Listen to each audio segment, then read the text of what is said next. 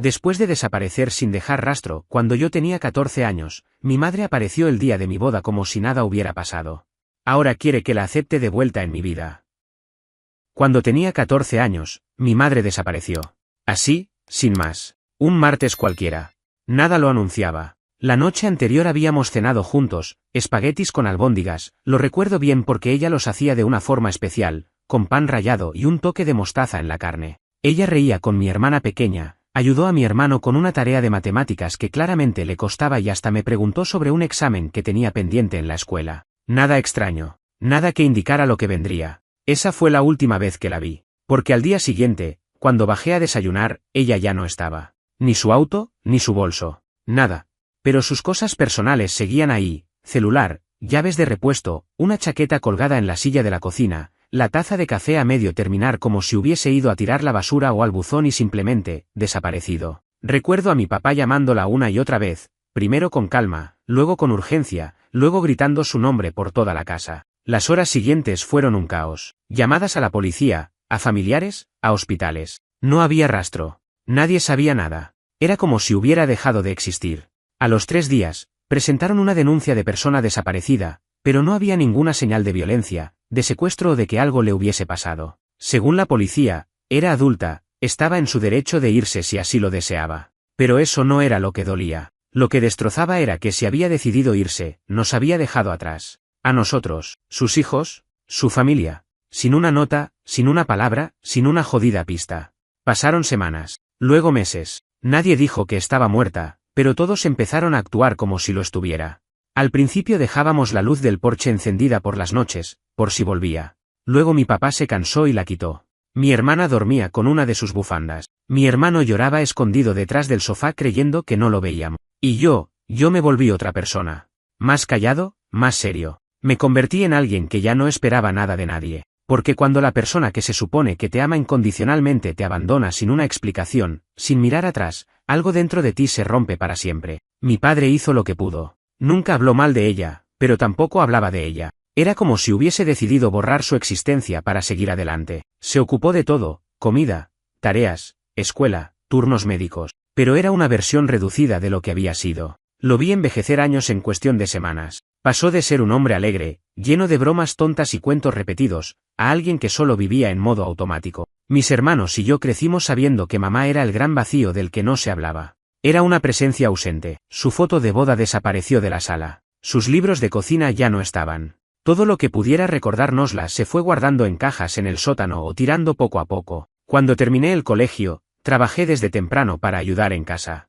Me tocó ser medio hermano, medio padre. Renuncié a la universidad porque no podía dejar solos a los otros dos. Cualquier plan que tenía para mi vida se volvió secundario. Y no me arrepiento. Mi hermana terminó la secundaria gracias a eso y ahora estudia biología. Mi hermano, que apenas recordaba a mamá, salió adelante también, aunque siempre tuvo una rabia silenciosa hacia ella, como si supiera que algo le habían robado. Y le habían robado mucho. Nos robaron una infancia con madre, nos robaron el derecho a saber por qué.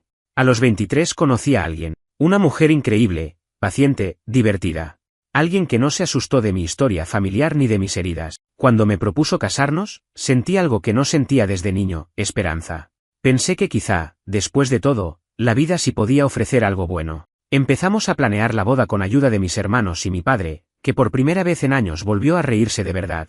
Era bonito verlo así. Sentir que todos habíamos logrado llegar al otro lado de la tormenta, que éramos una familia de nuevo, aunque más pequeña. La boda fue en un pequeño lugar al aire libre en las afueras de Dayton, Ohio. Lo organizamos todo con meses de anticipación. No invité a mucha gente. La mayoría eran amigos cercanos, algunos familiares del lado de mi papá, y los nuevos amigos que había hecho en el trabajo. Todo marchaba perfecto ese día. El clima estaba hermoso, los nervios eran dulces, los invitados sonreían. Y entonces, la vi. Parada justo en el extremo del pasillo, entre los últimos bancos, como si hubiera sido invitada. Vestido rojo, cartera negra, el mismo corte de cabello que llevaba años atrás. Una sonrisa tranquila. Como si nada hubiera pasado. Como si no se hubiera ido. Como si no nos hubiera partido por dentro. Como si fuera simplemente una madre más llegando al evento de su hijo. En ese momento, sentí como todo el aire se me iba del cuerpo. No escuchaba la música, no veía a los demás. Solo la veía a ella. A la mujer que me había dado la vida. A la misma mujer que luego me dejó sin una explicación. Una década después, Aparecía con esa cara de ¿cómo estás?, esperando tal vez que la abrazara. No lo hice. No podía moverme. Mi prometida notó algo y me preguntó en voz baja si estaba bien. Apenas logré asentir. Pero por dentro, algo hervía. Era furia. Era tristeza. Era todo lo que había enterrado en silencio durante esos 10 años. Y todo volvió con solo verla. ¿Cómo se atrevía? ¿Cómo podía estar allí como si fuera bienvenida? Durante el resto de la ceremonia, sentí que estaba en piloto automático. Dije mis votos, tomé la mano de mi esposa, incluso sonreí para las fotos, pero mi cabeza no estaba allí. Todo lo que podía pensar era en esa figura parada al final de la última fila. ¿Ella? Mi madre. Después de 10 años sin una sola palabra, sin una carta, sin una llamada, se había presentado en el día más importante de mi vida, sonriendo como si todavía tuviera derecho a estar cerca. Como si la familia que abandonó aún estuviera intacta, como si la herida abierta por su partida hubiera sanado sola y sin consecuencia. No me importaba cómo se veía. No me importaba si había envejecido o no. Lo único que veía era a la mujer que se había largado y nos dejó atrás sin mirar para atrás. Mi padre también la vio.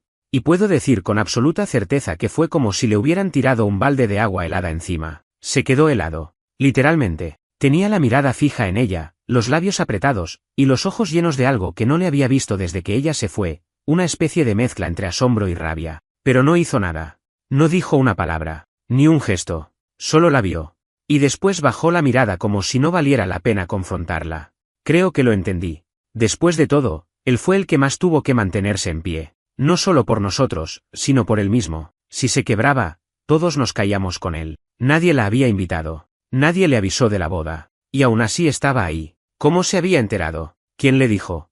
Me quedé pensando en eso durante la recepción. No podía evitar escanear la multitud una y otra vez, esperando verla otra vez entre los invitados. No se mezcló con nadie. No abrazó a nadie. No fue parte de las fotos ni del brindis. Pero sí se quedó, a una distancia prudente, observando como si tuviera el derecho de presenciar algo que ya no le pertenecía. Como si no hubiera pasado una década. Fue mi hermana la que me avisó. Se me acercó mientras estábamos sirviéndonos pastel. Tenía los ojos brillosos, la cara tensa. Ella quiere hablar contigo, me dijo. ¿Ella quién?, pregunté, aunque ya sabía. Mamá. Solo esa palabra, que hacía años no escuchaba en voz alta, me golpeó como un ladrillo. Me quedé helado. ¿Qué le dijiste?, le pregunté. Que no lo sabía, que era tu día, que no era el momento. Pero ella no esperó mi respuesta. Me encontró antes de que yo pudiera decidir qué hacer. Estaba en la salida lateral del salón de eventos, como si supiera que por ahí pasaría para tomar aire. Me esperaba con una postura que no sabía si era nerviosismo o descaro. Vestido rojo, un peinado elaborado, maquillaje como si intentara verse joven de nuevo. Y esa sonrisa. Esa maldita sonrisa. Hola, mi amor, dijo, como si acabara de regresar de un viaje de fin de semana. No le respondí. Me quedé mirándola. Lo primero que pensé fue, no parece una persona que se haya arrepentido de desaparecer. No parecía devastada. Ni siquiera parecía incómoda. Parecía como alguien que viene a recuperar un lugar que cree que todavía es suyo. ¿Qué haces aquí?, le solté. Mi voz sonaba más tranquila de lo que sentía por dentro. Vine a verte. A ver cómo te convertiste en este hombre. Me enteré de tu boda, y no podía no venir. Hablaba como si fuera lógico, como si tuviera sentido para ella irrumpir en mi vida después de una década, justo hoy, en mi boda, sin previo aviso, como si eso no fuera una completa falta de respeto. Me reí. Fue un sonido seco, sin humor. 10 años sin saber de ti y decidiste aparecer así nomás. ¿Crees que esto es normal? Ella bajó la mirada. No, no es normal. Nada de lo que hice fue normal. Sé que te fallé. Sé que me odias. Y lo entiendo. Pero estoy aquí porque ya no podía seguir lejos. Sé que te debo muchas explicaciones. No me debes explicaciones, le dije, aunque sabía que era mentira. Me debía todas las explicaciones. A mí, a mi padre, a mis hermanos. Me debes respeto. Me debías estar ahí cuando mamá no era solo una palabra vacía. Me debías estar cuando mi hermana menstruó por primera vez y papá no sabía qué hacer. Me debías estar cuando mi hermano se quebró el brazo en 5º grado. Me debías estar cuando yo me gradué y cuando papá tuvo que ir solo. Me debías estar cuando lloramos por vos pensando que tal vez estabas muerta, pero en realidad solo nos habías dejado. Ella rompió en llanto. Y por un segundo, juro que me dolió. Pero era una punzada rara. No de compasión. Era más como un eco del niño que fui. Ese niño que dormía abrazando una bufanda suya que todavía olía a su perfume, esperando que un día regresara y dijera que todo había sido un error. Pero ese niño ya no existía. Lo había matado el tiempo. Lo había matado el abandono. No tenés idea de cómo me arrepiento, dijo entre lágrimas. Estaba perdida. Me sentía atrapada. Me asfixiaba la rutina, el peso de todo. Me fui con alguien más. Un error, lo sé. Un tipo que después me dejó sin nada. No quería volver con la cabeza baja. No sabía cómo. ¿Y ahora sí sabes? Pregunté. Ahora que tengo una esposa, ahora que tu ausencia ya no duele porque nos acostumbramos a vivir sin vos. Me miró como si no supiera qué decir. No quiero arruinarte nada, dijo. Solo quiero volver a ser parte de tu vida. Aunque sea poco a poco. No vas a ser parte de nada, le dije. Vos elegiste. Y yo también elijo ahora. Ella me miró como si no entendiera. Como si no aceptara que, después de 10 años, no era bienvenida. Después de esa conversación en el costado del salón, no volví a verla durante el resto de la recepción. No sé si se fue por vergüenza, por decisión propia o porque finalmente entendió que no tenía cabida. Pero no hizo falta que me diera explicaciones. La conversación había sido suficiente para dejar claro lo que yo sentía. No quería nada de ella. No necesitaba una figura materna improvisada que volvía cuando le parecía conveniente. No después de todo lo que habíamos pasado. Volví a la recepción y me forcé a entrar de nuevo en ese estado de celebración. Bailé con mi esposa. Agradecí a los invitados. Abracé a mis hermanos. Pero había un nudo en el pecho que no me soltó ni un segundo. Esa presencia fantasma que por fin había tomado forma, esa figura que nos había dejado y que de pronto decidía volver justo el día en que todo parecía ir bien. Había algo cruel en eso, casi como si lo hubiera hecho a propósito, como si necesitara validar su existencia a través de nuestras vidas, sin haber hecho nada por formar parte de ella. Pasaron los días. Me fui de luna de miel con mi esposa, pero ese encuentro no me dejaba tranquilo. No lo hablé con nadie durante el viaje. Fingí que todo estaba bien, que la aparición de mi madre no me había tocado como me había tocado. Pero era mentira. Volví a tener sueños con ella. Pesadillas, más bien. En una, ella entraba a nuestra casa y se sentaba a cenar como si nunca se hubiera ido. En otra, yo la buscaba desesperadamente por las calles, solo para encontrarla riendo con un grupo de extraños. Me despertaba empapado en sudor, sintiendo un enojo que no sabía cómo descargar. Y ahí me di cuenta, me había pasado 10 años reprimiendo todo ese odio. 10 años enterrando ese vacío, tratando de ser fuerte, de no quebrarme. Pero su regreso, tan súbito, tan fuera de lugar, me desarmó. Me hizo ver que la herida seguía abierta, solo que yo había aprendido a ignorarla. Cuando volvimos, mi hermana me confesó que había intercambiado mensajes con ella, que mamá le había escrito por redes unos meses antes, pero no había dicho nada. No sabía si decírtelo. Pensé que se arrepentiría y desaparecería otra vez, me dijo. Yo no me enojé. Entendía su curiosidad. Entendía que cada uno había vivido el abandono a su manera. Mi hermana había sido más pequeña, su conexión con mamá era distinta, pero también le dolía. Lo vi en sus ojos. ¿Te dijo algo más?, le pregunté. Que quería vernos, que estaba arrepentida, que vivía en Florida ahora, que había tenido una vida difícil. Florida. Así que ni siquiera estaba lejos, solo unas horas de vuelo. Y aún así, durante todos estos años, nunca había hecho el intento de acercarse. Hasta ahora. Justo cuando yo estaba empezando una nueva vida, justo cuando habíamos aprendido a vivir sin ella. No pasó mucho antes de que me escribiera también. Primero un mensaje corto. Sé que no estás listo para hablar, pero quería que supieras que estoy aquí. Luego otro, unos días después. Te vi tan feliz en tu boda. Me rompió el corazón no haberte abrazado. Cada uno de esos mensajes me apretaba el estómago. No respondí. No podía. No sabía cómo poner en palabras lo que sentía sin romper cosas. Me costaba incluso pensar con claridad.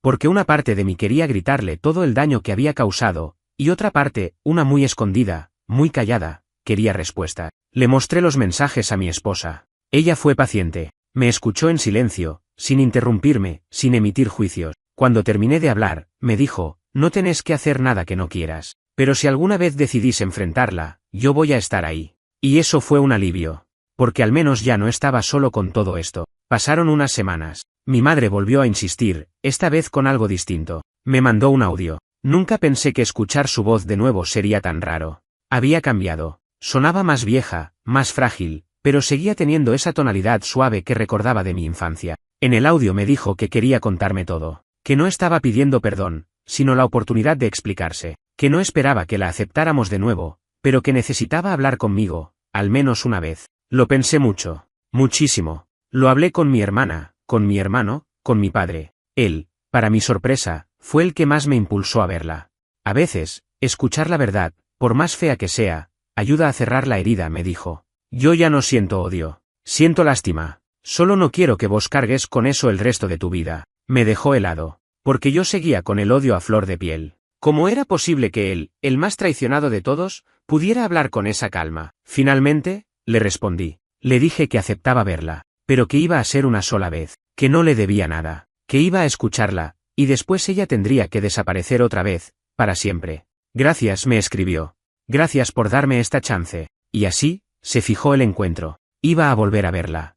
A solas, 10 años después, ahora por decisión propia, iba a mirar a los ojos a la persona que más me había lastimado en la vida. El lugar del encuentro lo elegí yo. Un café sencillo, sin pretensiones, a unos 10 minutos de mi casa. Lo conocía bien, iba a veces a trabajar desde ahí o a leer en las tardes. Era un espacio seguro, neutral, lo suficientemente público como para que nadie perdiera el control, pero también con rincones lo bastante aislados para una conversación difícil. Quería que, si todo salía mal, pudiera levantarme y salir sin mirar atrás. No le dije a nadie la hora exacta del encuentro, solo que iba a hacerlo. Mi esposa insistió en acompañarme, pero le pedí que no.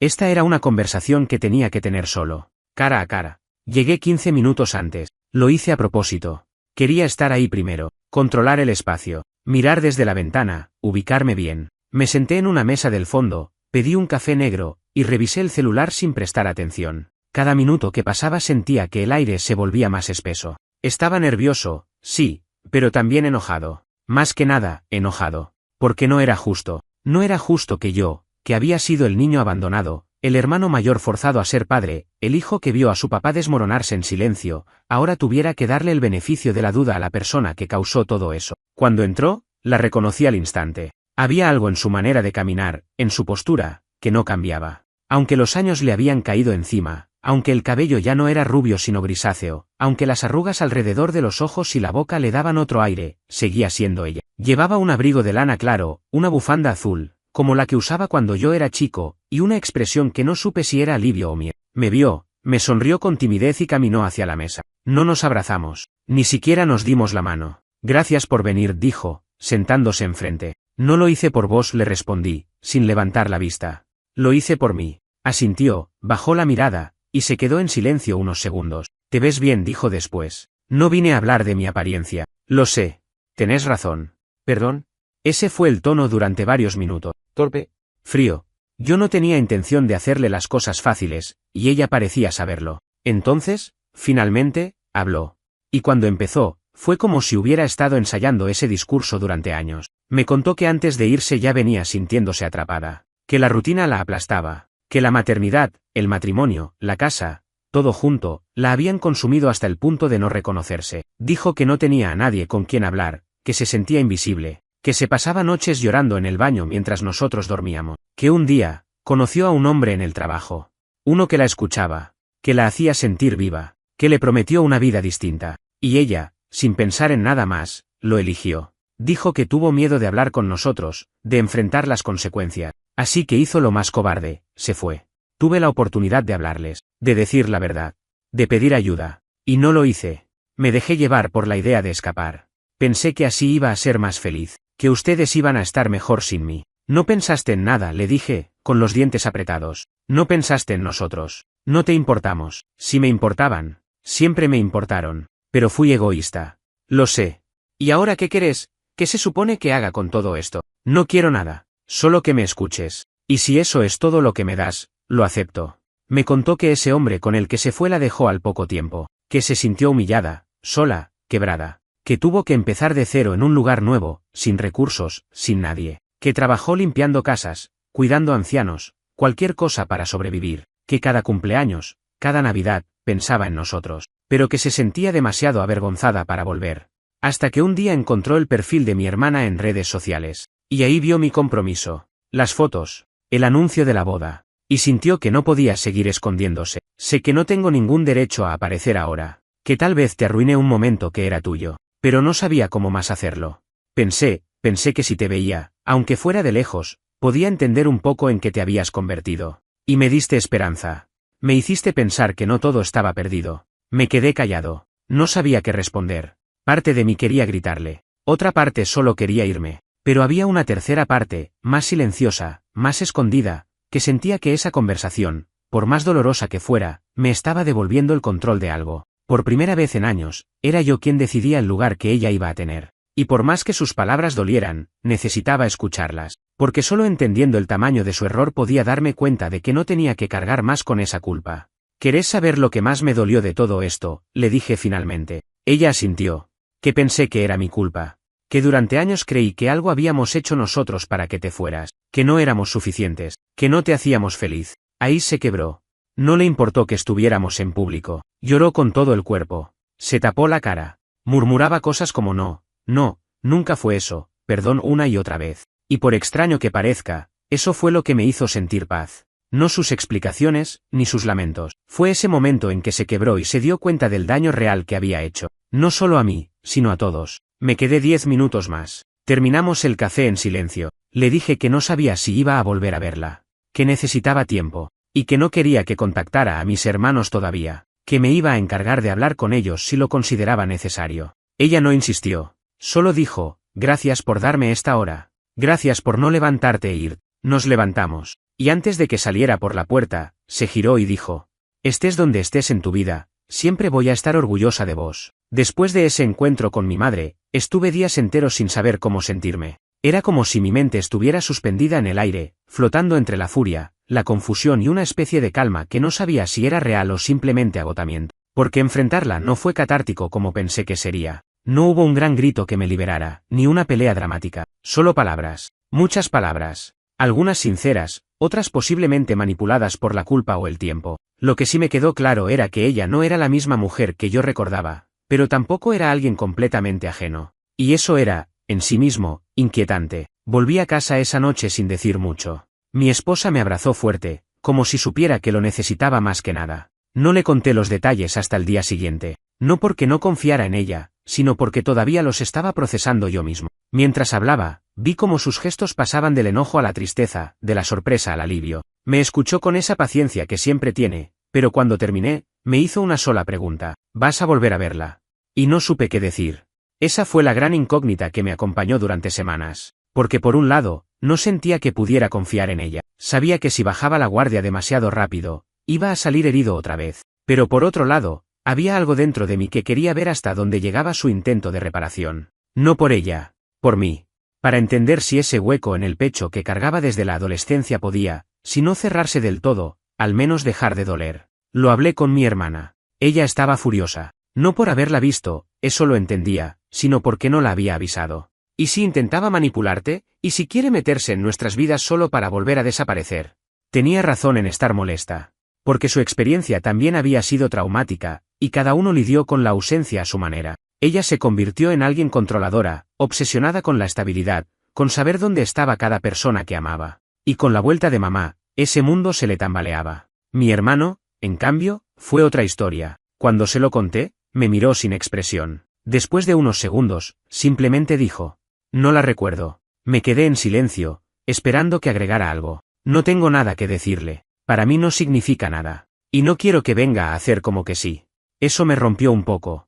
Porque era cierto. Él tenía solo 6 años cuando ella se fue. Sus recuerdos eran vagos, casi inexistentes. Pero su resentimiento era real. Más silencioso, más pasivo, pero igual de profundo. Me dejó claro que no quería saber nada. Ni verla, ni leer sus mensajes, ni saber de ella. Y yo respeté eso. Mientras tanto, mamá me mandaba 1 o 2 mensajes por semana. Nada invasivo. A veces un simple espero que estés bien. A veces una foto vieja que encontró de cuando éramos chicos. Me contaba cosas sin esperar respuesta. Que había conseguido un trabajo fijo en una oficina administrativa, que vivía sola, que había empezado terapia. Nunca presionaba. Y esa constancia tibia, sin exigencias, me desconcertaba. Porque no sabía si era parte de una estrategia o si era sincera.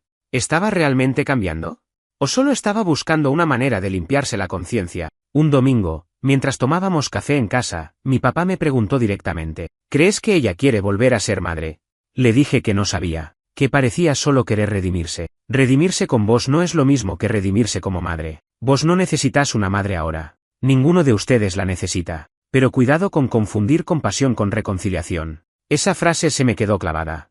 Porque sí, empezaba a sentir algo que se parecía a la compasión. No por lo que ella vivió desde que se fue, porque sus decisiones la llevaron a eso, sino por lo que había perdido. Perdió 10 años de nuestras vidas. No estuvo en nuestros cumpleaños, nuestras graduaciones, nuestros momentos buenos ni en los malos. No conoció a nuestras parejas, no compartió nuestros miedos, nuestras pequeñas victorias. Y ahora, aunque dijera que estaba orgullosa, era fácil decirlo desde afuera. Desde la distancia. Días después, me animé a responderle uno de sus mensajes. Le dije que si quería tener una relación, por mínima que fuera, tenía que entender que no iba a ser algo automático, que no iba a pretender que todo estaba bien, que no pensaba defenderla ante mis hermanos, que no le iba a dar el título de mamá otra vez como si no se hubiera ido. Ella respondió algo que no esperaba. No quiero que me llames mamá. Sé que no lo soy más, pero si alguna vez necesitas a alguien que te escuche, acá estoy. Aunque sea como una extraña que cometió errores horribles y está tratando de no morirse con ellos adentro. Eso me desarmó un poco. Porque era la primera vez que alguien se refería a nuestra historia sin disfrazarla de esperanza. Sin querer forzar algo que ya no podía ser. Una extraña. Así se veía ella. Y por más duro que fuera leerlo, sentí que, por primera vez, estaba entendiendo realmente las consecuencias de sus actos. Pero entender no es perdonar. Y mucho menos olvidar. Así que decidí escribirle una carta. No un mensaje de texto, una carta a mano, donde le conté cómo fueron esos 10 años sin ella. Le hablé de las veces que lloré en silencio, de cómo vi a mi padre destruirse y recomponerse solo, de cómo mis hermanos la nombraban como si fuera una figura mitológica. Le conté todo lo que nunca dije, cada etapa que nos perdimos, cada dolor, cada logro que no compartimos. Y al final de la carta, le puse algo claro. No sé si te voy a perdonar. Tal vez algún día. Tal vez nunca. Pero ya no me voy a quedar con la duda. Ya no sos un misterio en mi vida, sos una historia con final abierto. Y eso, por ahora, me basta. Nunca supe si leyó la carta llorando, en silencio, con rabia, o si la leyó y luego simplemente la dejó en algún cajón. Lo único que sé es que, unos días después, recibí un sobre. No un mensaje de texto, ni un audio. Un sobre, manuscrito, con mi nombre y dirección. El papel era de esos baratos, amarillentos por la humedad del lugar donde seguramente vivía. La letra, algo temblorosa, pero reconocible. Era la misma con la que me firmaba las notas para el almuerzo en la primaria. Decía, entre muchas otras cosas, que había leído cada palabra con la conciencia de quien se sienta frente a su propio juicio, que no tenía nada que agregar, porque nada de lo que pudiera decir cambiaría lo que yo viví. Que esa carta era, en sus palabras, la sentencia que venía esperando desde el día que crucé esa puerta y no miré atrás. Terminaba con una sola línea que me dejó en pausa por un largo rato. Gracias por no dejarme convertirme en un fantasma. Esa frase me retumbó días enteros, porque, sin quererlo, era verdad. Ella había vuelto, no como madre, no como alguien con derecho a reinsertarse en nuestras vidas como si nada, pero había vuelto en carne y hueso, con sus errores, su culpa, sus vacíos, y aunque aún no sabía si estaba dispuesto a abrirle alguna puerta, por lo menos ya no era ese misterio angustiante que arrastré durante toda mi adolescencia, ya no era el fantasma, era alguien real, alguien que falló. Y tal vez, solo tal vez, eso era el primer paso para cerrar una etapa. Con el tiempo, fui bajando la guardia, no del todo, pero un poco. Acordamos vernos cada tanto, en lugares públicos. Conversaciones de 1 hora, nada muy personal. Ella no preguntaba por mi esposa, no hablaba de mis hermanos a menos que yo lo hiciera. Era como si entendiera que estaba caminando sobre una línea muy delgada. A veces hablábamos de libros, de política, de la vida misma. Evitábamos hablar del pasado, como si no quisiéramos manchar lo poco que había ahora. Un día, sin esperarlo, me preguntó si creía que algún día podría ver a mi hermana. Me quedé mirándola largo rato. No lo sé, le dije. Eso no depende de mí. Y sinceramente, no sé si debería pasar. No insistió. Solo asintió, como quien ya conoce el peso del rechazo. Fueron pasando los meses. Mi esposa fue viéndome cambiar. No feliz, pero más liviano. Empecé a dormir mejor. A soñar menos con desapariciones, con huidas. Un día me dijo, no sé qué va a pasar con ella. Pero estoy orgullosa de cómo estás manejando esto. Fue la primera vez en mucho tiempo que sentí que no estaba reaccionando desde el trauma, sino desde la decisión. Pero no todo fue lineal. Un día, mientras almorzaba con mi papá, surgió el tema sin querer. Le conté que la había visto un par de veces, que nos escribíamos, que todo estaba lejos de ser una reconciliación, pero que al menos había espacio para la conversación. No sé si eso es bueno o malo, dijo él, con la voz cansada. ¿Por qué? Porque vos sos fuerte. Pero ella, no sé cuánto tiempo va a durar con esta versión de sí misma. Y no quiero que te rompa de nuevo. Supe que estaba hablando desde la experiencia, desde el lugar de quien la había amado de verdad, y había sido traicionado en lo más profundo. ¿Te molesta que la vea?, le pregunté. No. Me preocupa. Pero no me molesta. Ya no tengo nada que ver con ella. Solo que, cuando uno vuelve a abrir una herida, corre el riesgo de sangrar de nuevo. Su frase me acompañó por días. Porque tenía razón. Empezar a verla, aunque fuera de forma limitada, aunque sin compromisos emocionales, era volver a tocar una cicatriz. Era medirla con los dedos para ver si todavía dolía. Y sí, dolía. Pero también era la única forma de entender si esa herida tenía cura o si simplemente iba a acompañarme el resto de la vida. Mi hermana, por su parte, no quería saber nada. Ya no se enojaba conmigo, pero mantenía una distancia clara. Me dijo una vez, yo la lloré. La enterré. Para mí está muerta. No quiero revivir nada. Y lo respeté. Porque ella tenía derecho a vivir su duelo como quisiera. Mi hermano, seguía igual. Frío, indiferente. No me preguntaba, no opinaba. Solo cambiaba de tema si algo lo rozaba. Había decidido cerrar esa puerta de manera definitiva, y en su caso, no podía culparlo. Él había crecido sin madre. Punto. No le debía nada. Ni siquiera el esfuerzo de escucharla.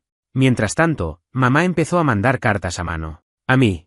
A veces con recuerdos, a veces con reflexiones. Me hablaba de los libros que le gustaban, de lo que sentía cuando pasaba por un parque lleno de niños. Una vez me escribió sobre una pesadilla recurrente donde intentaba volver a casa y nadie la reconocía. Nunca respondía a esas cartas, pero las leía todas. Era como si ella necesitara hablar aunque nadie le respondiera. Tal vez era su forma de expiar la culpa.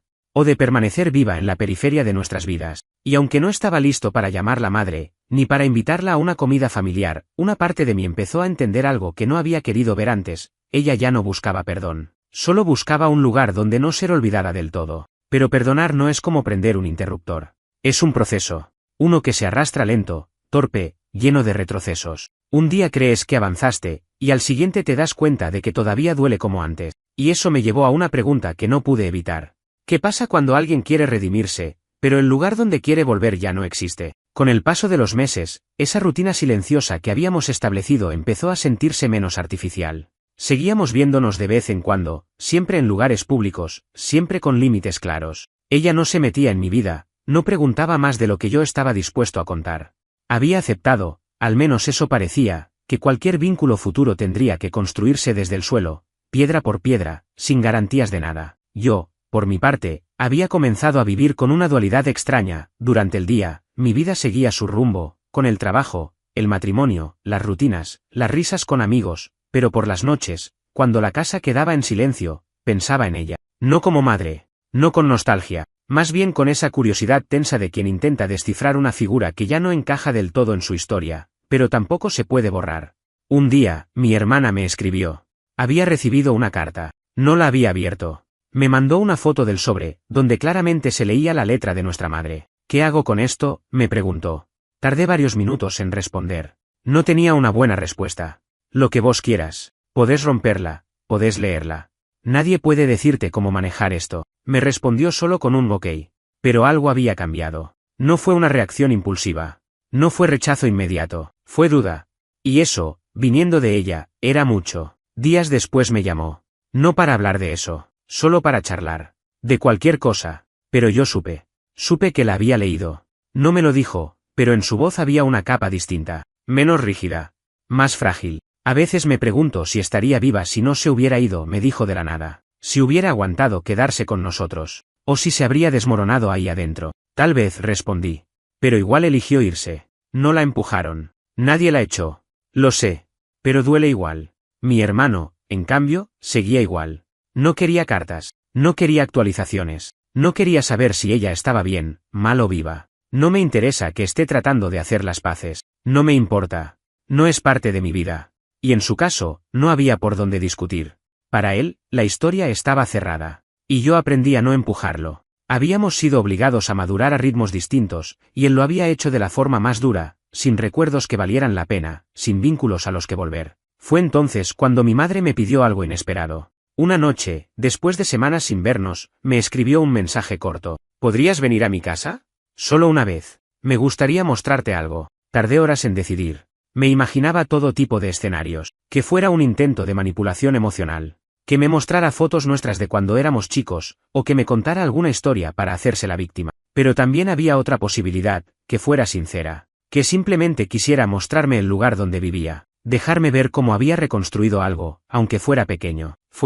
Vivía en un pequeño apartamento en una zona modesta de Orlando. El edificio era viejo, pero limpio. Cuando abrió la puerta, estaba nerviosa, distinta. No había rastros de maquillaje ni intentos de parecer más joven. Tenía una bata vieja encima y el cabello recogido sin cuidado. Por primera vez, parecía solo, humana. No la madre ausente. No la mujer que se fue. Solo alguien que había vivido demasiado tiempo con culpa. Me ofreció café, acepté por cortesía. Mientras lo preparaba, noté lo mínimo del lugar. Una planta medio marchita en la ventana. Unas fotos enmarcadas en blanco y negro, ninguna nuestra. Pocas cosas, todo muy sencillo. Entonces fue al cuarto del fondo y volvió con una caja. De cartón. Gastada. Me la puso en la mesa sin decir palabra. La abrí. Adentro había dibujos míos, cartas de cumpleaños, notas de la escuela, fotos nuestras de cuando éramos niños, un mechón de cabello de mi hermana cuando era bebé, una pulsera de hospital. Todo lo que creí perdido. Guardé todo, dijo, sin mirarme. Incluso cuando no quería saber de mí misma, no podía tirar esto. No supe qué decir. Me quedé en silencio, con la mirada fija en esas piezas de otro tiempo. No vine a justificarme, agregó. Solo quería que supieras que nunca dejé de cargar con esto. Y ahí fue cuando entendí algo que me costó aceptar, que tal vez no buscaba perdón, sino redención. No para volver a formar parte de nuestras vidas, sino para poder morirse en paz algún día sabiendo que, al menos, lo intentó. Antes de irme, me acompañó hasta la puerta. Gracias por venir, dijo. Y yo, sin pensarlo demasiado, respondí. Gracias por no insistir. Caminé hasta el auto con esa caja bajo el brazo. No sabía qué iba a hacer con ella. Tal vez la guardaría. Tal vez se la mostraría a mis hermanos. Tal vez la olvidaría en un estante. Pero mientras manejaba de regreso, algo se aflojó dentro de mí. No era alivio. No era paz. Era una especie de reconocimiento, de que no todas las historias tienen un final cerrado. Algunas quedan abiertas, raras, inconclusas, pero eso no las hace menos reales. Y entendí que, aunque nunca volviera a verla, yo ya no era el mismo que aquel chico de 14 años que miraba la puerta esperando que ella volviera. Pasaron algunos meses desde aquella última visita al apartamento de mi madre. No volvimos a vernos en persona desde entonces. Mantenemos contacto esporádico, un mensaje corto cada tanto, una postal en fechas importantes, pero siempre con una distancia emocional clara. No es odio. No es resentimiento. Es simplemente una forma de coexistir sin pretender que somos algo que ya no somos. Es un punto medio entre la indiferencia y el cariño. Un terreno nuevo, desconocido, donde ni ella ni yo sabemos exactamente que somos el uno para el otro. Y tal vez nunca lo sepamos del todo. Después de ese día, guardé la caja en la parte alta del ropero de mi cuarto. No la abrí de nuevo. No me sentía listo para revivir todo lo que contenía. Pero tampoco quise tirarla. Hay algo en conservar esos recuerdos que, aunque duelen, también son prueba de que fuimos reales, de que existimos juntos alguna vez, aunque esa versión de nosotros ya no exista más. Con mi hermana, la relación cambió también. Ella se ablandó. No hacia nuestra madre, sino hacia mí. Empezó a entender que mi forma de lidiar con el abandono fue distinta, no mejor ni peor, solo distinta. Una tarde de domingo, mientras tomábamos mate en la galería de su casa, me dijo algo que todavía me resuena. Creo que yo necesitaba que ella estuviera muerta para poder seguir adelante. Pero ahora que sé que está viva, me siento rara. Como si me hubieran devuelto algo que no pedí. Y le respondí lo único que se me ocurrió. Podés no quererla. Eso no te hace mala persona. Solo te hace honesta. No supe si la iba a buscar alguna vez. No pregunté. No volví a tocar el tema. Aprendimos a convivir con esa nueva realidad como quien convive con una cicatriz. A veces duele, a veces ni la notas, pero sabes que está ahí y que forma parte de tu piel para siempre. Mi hermano, en cambio, siguió igual, cerrado. Distante. No quiso saber nada. No le interesó la caja. No quiso escuchar lo que había dicho mamá, ni leer ninguna carta. Un día me preguntó, ¿de verdad sentís que vale la pena todo eso? Y yo le respondí con sinceridad. No lo hago porque valga la pena. Lo hago porque, por primera vez, tengo la opción de elegir. Y no quiero que el abandono siga decidiendo por mí. Esa fue la clave para entender todo lo que me pasó. Durante años, la historia de mi madre la había escrito ella, su partida, su silencio, su regreso. Pero ahora, después de enfrentarla, después de escucharla, después de ver la vida miserable y solitaria que había terminado construyendo, entendí que ya no era su historia. Era la mía. Y yo podía elegir cómo terminaba. Si la seguía arrastrando como una maldición o si la guardaba como un capítulo triste, pero cerrado. Mi padre fue el que más me sorprendió. Un domingo a la tarde, mientras mirábamos un partido en la tele, me dijo sin mirarme. Le escribí. Tardé unos segundos en entender. A mamá. Asintió con la cabeza. No para volver a hablar. No para abrir ninguna puerta. Solo para decirle que no le guardo odio. Que cada quien lleva sus culpas como puede. Me dejó helado. Porque si alguien tenía derecho a odiarla, era él. Y aún así, decidió dejarla ir. ¿Y te respondió? Sí. Agradeció. Me dijo que ojalá algún día pueda reparar algo, aunque sea mínimo. No hablamos más del tema. Cambiamos de canal. Pero algo se acomodó ese día. Como si ese silencio que había marcado tanto nuestra familia finalmente se hubiera soltado. A veces pienso en qué hubiera pasado si nunca hubiera respondido a su mensaje. Si hubiera ignorado su aparición en mi boda y me hubiera encerrado de nuevo en mi rabia, tal vez habría sido más fácil, menos desgastante, pero también creo que estaría más vacío, porque enfrentarla, aunque no me devolvió una madre, me devolvió una parte de mí que tenía secuestrada por el abandono.